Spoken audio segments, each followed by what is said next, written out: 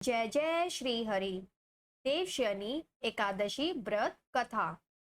देवशयनी एकादशी व्रत हर साल आषाढ़ माह के शुक्ल पक्ष की एकादशी को रखा जाता है। इसे हरिशयनी एकादशी भी कहा जाता है।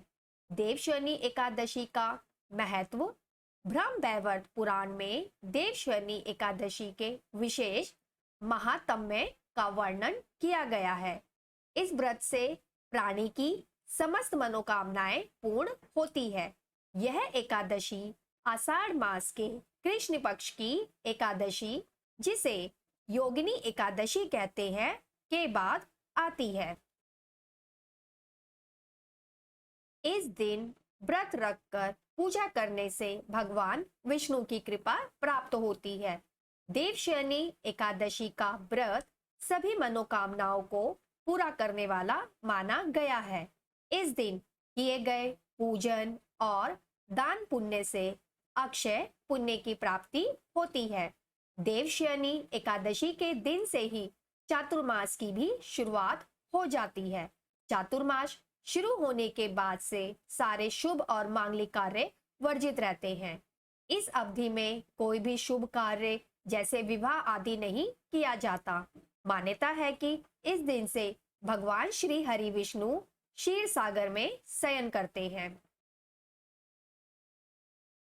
पौराणिक कथा के अनुसार धर्मराज युधिष्ठिर ने कहा, हे केशव, आषाढ़ शुक्ल की एकादशी का क्या नाम है? इस व्रत के करने की विधि क्या है और किस देवता का पूजन किया जाता है?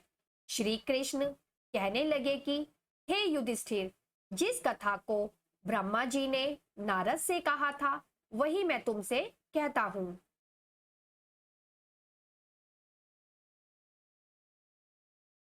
एक बार देव ऋषि नारद जी ने ब्रह्मा से इस एकादशी के विषय में जानने की उत्सुकता प्रकट की। तब ब्रह्मा जी ने उन्हें बताया, सतयुग में मानधाता नामक एक चक्रवर्ती सम्राट राज्य करते थे। उनके राज्य में प्रजा बहुत ही सुखी थी, किंतु भविष्य में क्या हो जाए यह कोई नहीं जानता। अंत में वे भी इस बात से अनभिज्ञ थे कि उनके राज्य में शीघ्र ही भयंकर अकाल पड़ने वाला है। उनके राज्य में पूरे 3 वर्ष तक वर्षा न होने के कारण भयंकर अकाल पड़ा। इस अकाल से चारों ओर त्राही त्राही मच गई। धर्म पक्ष के यज्ञ, हवन, पिंडदान, कथा, व्रत आदि में कमी हो गई। जब मुसीबत बड़ी हो तो धार्मिक कार्यों में प्राणी की रुचि कहाँ रह जाती है। प्रजा ने राजा के पास जाकर अपनी वेदना की दुहाई दी। राजा तो इस स्थिति को लेकर पहले से ही दुखी थे। वे सोचने लगे कि आखिर मैंने ऐसा कौन सा पाप कर्म किया है जिसका दंड मुझे इस रूप में मिल रहा है। फिर इस कष्ट से मुक्ति पाने का कोई साधन करने के उद्देश्य से राजा सेना को लेकर जंगल की ओर चल दिए। वहां विचरण करते करते एक दिन वे ब्रह्मा जी के पुत्र अंगिरा ऋषि के आश्रम में पहुंचे और उन्हें साष्टांग प्रणाम किया। ऋषिवर ने आर्षि वर्चनोपरांत कुशल क्षेम पूछा। फिर जंगल में विचरण व अपने आश्रम में आने का प्रयोजन जानना चाहा। तब राजा ने हाथ जोड़कर कहा, महात्मन, सभी प्रकार से धर्म का पालन करता हुआ भी मैं अपने राज्य में दुर्भिक्ष का दृश्य देख रहा हूँ। आखिर इस कारण से ऐसा हो रहा है, कृपया इसका समाधान करें। यह सुनकर महर्षि अंगिरा ने कहा, हे राजन, सब युगों से उत्तम यह सतयुग है। इसमें छोटे से पाप का भी बड़ा भयंकर दंड मिलता है। इसमें धर्म अपने चारों चरणों में व्याप्त रहता है।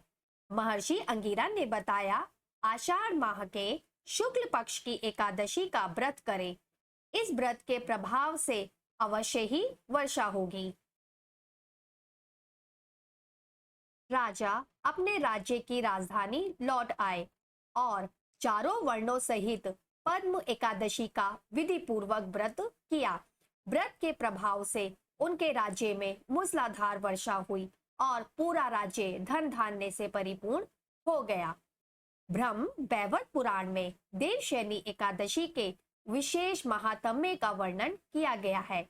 इस व्रत से प्राणी की समस्त मनोकामनाएं पूर्ण होती है।